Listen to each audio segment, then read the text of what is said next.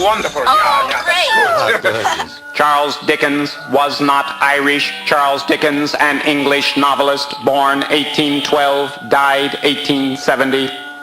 If we only had a Christmas tree, a real one. Yeah, a Tannenbaum, that would be fine. After Christmas, we could plant it outside. Doing quite well, I think, considering how far away from Earth we are. Perhaps we should have brought a tree. Illogical and impractical. It would have been nice. Well, let's open the gifts. What do you say? All right. Just one tonight. Oh, no. Save the rest for tomorrow morning. All right. The complete history of 20th century rock and roll music. I've been meaning to get this. 20th century music's one of my hobbies. Multigalactical, the game of commerce and interplanetary corporations. This is a wonderful game. I love it. The intergalactic astrological calendar, zodiacs of the galaxy. Oh, wow. How could you know I wanted this? Your interests are in our data bank. Oh, look at this, would you? Another bottle of Irish whiskey. Praise the Lord. My own designer maintenance kit. How wonderful. Here, Arthur. Scan this. 2 new computer programs, music of the planet, Thuban, and invertebrate life forms of the galaxy. Thank you. Oh, an engagement ring. I'm blushing. Jack. It looks so nice on you. Yes, it's beautiful. Very. What's your answer, darling? Oh, it's so beautiful. I'm going to wear it all through the conference. Yes, you fool. You lucky devil, you. These are interesting life forms. How much time till we reach the jump zone, Arthur? 5 minutes, 29 seconds. Let's get going, everyone. Back to the bridge. Deck the halls with boughs of holly. Fa la la la la. 'Tis the season to be jolly. Fa la la la. Well, we're almost in position for the jump through hyperspace. Victoria and Arthur, make a final check of galactic coordinates. I'm nervous. This is my first jump. No problem. That's why we have 2 computers. Safety factor. A mistake in calculations and we could come out of hyperspace into the middle of a star, or South Philadelphia. That won't happen, will it? Oh, of course not. If Arthur's and Vicky's calculations don't match, we wouldn't make a jump till we could find the error. I do not make mistakes. Nor do I. No. Neither of you do, but it's a nice safeguard nonetheless. Victoria Series 77X is unnecessary. Arthur, I have the same capability as you. Plus, I am mobile. Do not make me laugh. Your statement is incorrect. I can activate all ship systems directly. You must press buttons or issue verbal commands to me. Then I make the systems function. That is but one example of my functional superiority. Listen to them.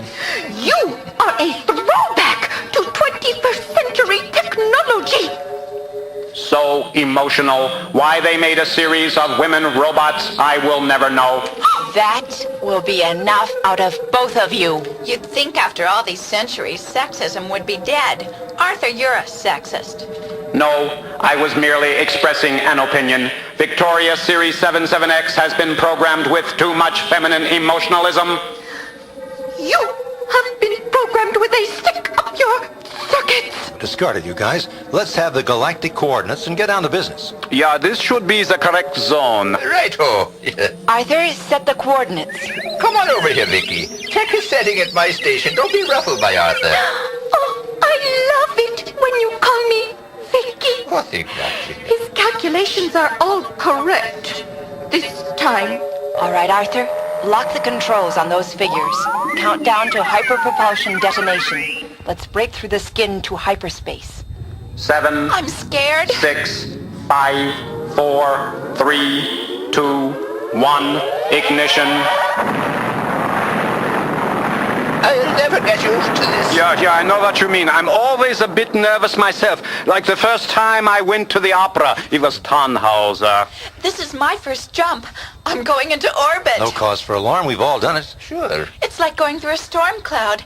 I can't see anything. We won't be able to until we return to normal space. You know, it wasn't so long ago that they said this couldn't be done. But we're doing it. Just like a swirling fog. Arthur, time for re-entry. 7 seconds. Count it. 5, 4, 3, 2, 1. Final phase. You see, Julie? No problem. Wow! Well, back to sublight speed. Thank you, Arthur and Victoria, for a job well done. You are welcome. My pleasure. There it is. There's a murder. Yeah, I think I'd better go and look at my engines. Caution, caution, condition red, caution, caution. Battle stations, please. Julie, go to your quarters. All by myself? Here, come with me, Julie, to my station. It's in the engine room. Good, Zig. She won't be alone, and then she'll be out of danger. Okay, Arthur, what's up? My sensors have detected an alien vessel dead ahead, hovering in our path. Point of origin? Unknown. It has been waiting in this sector. And for what reason? Arthur, magnify the vessel on our visual display screen. Great merciful heavens, the bloody thing's a giant. It must be 10 times as large as the Argo. Analysis. Similar in configuration to data we have on warships of the planet Andivar, but this vessel shows some variations from our data. Victoria, what is the treaty status of Andivar? Andivar has peace agreements with all Alliance members except Dagon, a neighbor planet in their own star system. Dagon and Andivar are currently engaged in an interplanetary war for control of their solar system. Great, but why are they out here? We aren't involved in this. We're here to join the Alliance. Right, a peace mission. All engines stop. Let's just hold where we are and see what happens. Vicky, give us some background on the cultures of Andivar and Dagon. Andivar is a world made up of many nations, each with their own form of government. Personal freedom, economic equality, and the arts are highly prized. Compassion is a great virtue. Andivar has a highly developed artistic and cultural life. Well, they sound okay. What about Dagon? Dagon is a world united under one ruler, Atli. Courage, strength, and discipline are the highest virtues. Power, the greatest good. There is little art and culture other than institutions devoted to physical development of bodily strength and skill. They don't sound quite so friendly. Dagon has been accused on numerous occasions of space piracy. Pirates?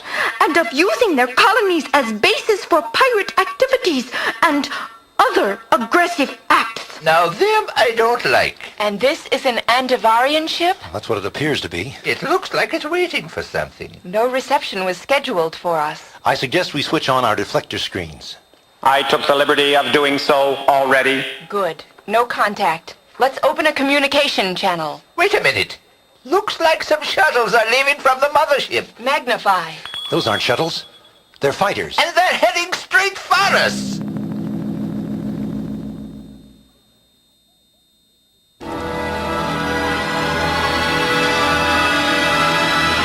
Christmas on the Starship Argo continues.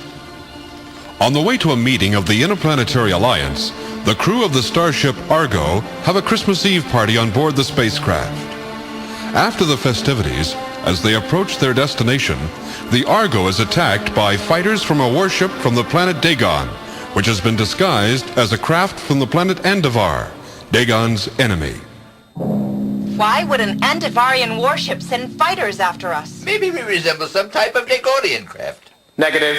6 fighters heading our way! They can outmaneuver us, so we better make every shot count. Look, the fighters are closing. Evasive maneuvers, pattern Z. Done! Okay, let's zap them. Got one! The remaining fighters are regrouping. Let's be ready. Ready! They've split into 2 groups, port and starboard.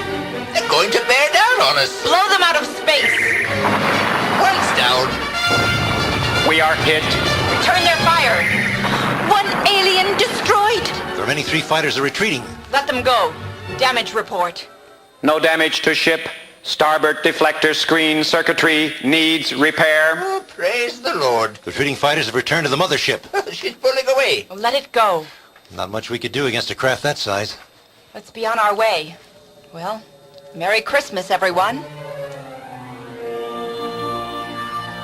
Mission log December 25th, 12:48 a.m. Merry Christmas. in standard orbit around Latai. The conference is only 6 hours away.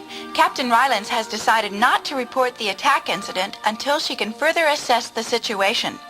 Everyone feels it wasn't an Andavarian ship, perhaps a Dagonian. She feels the attack may be part of a plot to throw doubt on Earth's credibility or to make the Andavarians look bad to other members of the Alliance. At any rate, soon we will shuttle down to Latai, leaving Arthur in control of the Argo. Best get some sleep while I can. Good night.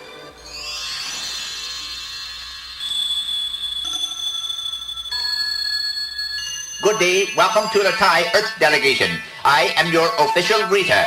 We are happy to have you here in the city of Himiko. Proud to have been chosen to house the galactic headquarters of the Interplanetary Alliance. You're a few minutes earlier than I expected. Just go right inside while I clear you with security. You might want to step over to your right as you enter and examine the art treasures in our rotating collection. A new artwork appears on the conveyor pedestal every 120 seconds. Selection from all of our member planets. I'll be right back. These language translators are amazing. A combined achievement of the scientists of several planets. We couldn't do without them. I do not need one. Yours is built in. A small wireless lapel pin and small wireless ear receiver tucked behind the ear does it all. Right. Decodes Alliance languages and relays them to us in English. Occasionally a word slips through in a native language which has no satisfactory English equivalent, usually various epithets or exclamatory words. Sometimes, when too many voices are speaking, the machine jams and doesn't decode the alien language. You know, this really is a spectacular building. It looks like the inside of a giant cathedral made of crystal. Yeah, it looks like malabite to me. No, it's made of Zephyral. Zephyral? What's Zephyral? It's beautiful. A mineral found on the planet Thuban in tremendous quantities. Transparent with adamantine luster. Harder and more brilliant than diamond. With an extremely high tenacity for this type of mineral. It has tremendous absorption and refractory abilities. Made workable by the artisans of Thuban, used by their scientists in perfection of solar energy collection and transmission on Thuban. And then the same techniques were applied to stellar energy to power space vehicles. What are those techniques? Details unknown, but probably beyond our current technology. Those people must be something. They're the most advanced race in the galaxy. Here comes our guide. Greetings. Sorry I took so long. Step this way down the corridor to the council chamber. What's going on over there? Oh, in that auditorium, there is entertainment for the delegates' families. Oh, let's take a peek. Look on the stage. He looks like a walrus. What's that he's holding? It sounds like 20th century rock and roll. Let's get going. How can you stand at it? It sounds like noise. I like it. A rather primitive sounding musical expression. Over there. Look at him. He must be nearly 2.5 meters tall. Noble looking. That is the delegate from Thuban, Mithras, the most respected ambassador to the Alliance. Oh, beautiful golden skin. They communicate by willed thought transmission. What? Telepathy. Here we are, Earth Delegation, the Grand Council Chamber. This is the largest dome I've ever seen. Look at the way the Zephyral glows. So many colors.